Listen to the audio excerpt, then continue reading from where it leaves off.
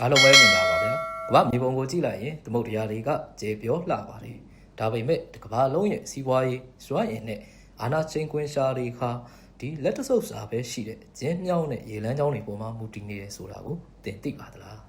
ဒီနေရာတွေကို geopolitical shock point လို့ခေါ်ပါတယ်ကမ္ဘာဂုဏ်သွေးမှုရဲ့အသက်သွေးကြောတွေပေါ့ဒီနေ့ဗီဒီယိုမှာဒီ shock point တွေကဘယ်နေရာမှာရှိတယ်အမေရိကန်ကဓာတ်တွေကိုသုံးပြီးတရုတ်နဲ့ရုရှားကိုဘလို့အသက်ရှူကျက်အောင်လုပ်နေလဲဆိုတာကိုအသေးစိတ်တင်ဆက်ပေးသွားမှာဖြစ်ပါတယ်။ကမ္ဘာပေါ်မှာဆက်ရှာကြတဲ့ရှုပ်ပွက်၈ခုရှိပါတယ်။ဒါတွေကတဘာဝအတိုင်းဖြစ်နေတဲ့ရေလက်ကြားတွေဒါမှမဟုတ်လူလို့ဒူးမြောင်းနေဖြစ်ပြီးတော့တနေရာမှာပြဿနာတက်တာနဲ့ကမ္ဘာ supply chain တစ်ခုလုံးပြတ်တောက်သွားနိုင်ပါတယ်။အဲ့တော့နံပါတ်1အနေနဲ့ Hormuz ရေလက်ကြားအီရန်နဲ့အိုမန်ကြားမှာရှိပါတယ်။ကမ္ဘာရေနံ20%ကဒီနေရာကနေဖြတ်ရတာမို့ကမ္ဘာစွမ်းရည်နှလုံးသားလို့တင်စားကြပါတယ်။နံပါတ်2မလကာရေလက်ကြားပေါ့အာရှရဲ့ရေးပါဆုံးနေရာပါကမ္ဘာဂုဏ်သွေးမှု25%ကဒီလမ်းကနေဖြတ်ပါတယ်တရုတ်ဂျပန်နဲ့တောင်ကိုရီးယားတို့ရဲ့အသက်သွေးကြောပေါ့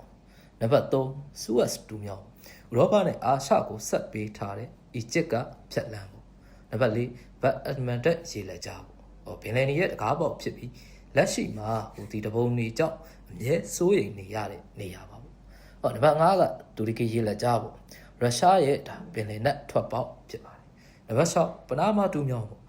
အမေရိကတိုက်နှစ်ခုကြားကအဓိကလမ်းကြောင်းနံပါတ်9ဒိမတ်ရေလက်ကြားပေါ့ရုရှားစွမ်းရည်တွေဥရောပသွားရလမ်းပေါက်လေးဖြစ်တယ်နောက်ဆုံးခုကတော့ဂျီဘရော်တာရေလက်ကြားပေါ့မြေထဲပင်လယ်နဲ့အတလန်တိတ်ကိုဆက်တွဲပေးထားတဲ့နေရာဖြစ်ပါတယ်ဒါဆိုရင်မေးစရာရှိတာကဒီနေရာတွေကိုဘယ်သူကအုပ်စိုးနေလဲဖြေကတော့ရှင်းတယ်အမေရိကန်ပါပဲ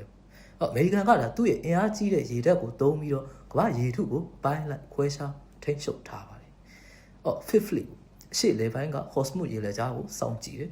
seventh fleet မလကာရေလက်ကြားနဲ့တောင်တရုတ်ပင်လယ်မှာတရုတ်ကိုဖိအားပေးထားတယ် sixth fleet ပေါ့ဒါဥရောပနဲ့မြေထဲပင်လယ်မှာရုရှားကိုပိတ်ဆို့ထားတယ်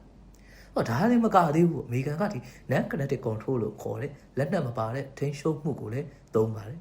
ဂျိုလူတွေရေအောက်အာယုံခံကရိယာတွေနဲ့ဘယ်သူဘာလုပ်နေလဲဆိုတာရှိန်နဲ့အပြင်းကြီးသိနေသလိုအမေရိကန်ဒေါ်လာနဲ့ရှိတ်ဆက်ထားတဲ့ insurance စနစ်ကိုသုံးပြီးတော့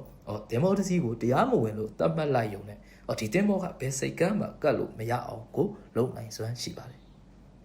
အခုလက်ရှိဒီအမေရိကန်ရဲ့အဓိကပြိုင်ဘက်ကတော့ဒါတရုတ်နိုင်ငံမှာတရုတ်ကလည်းလက်ရှိမှာဒီမလကာတလိမာလို့ခေါ်တဲ့မလကာအကျက်တဲနဲ့ရင်ဆိုင်နေရတာ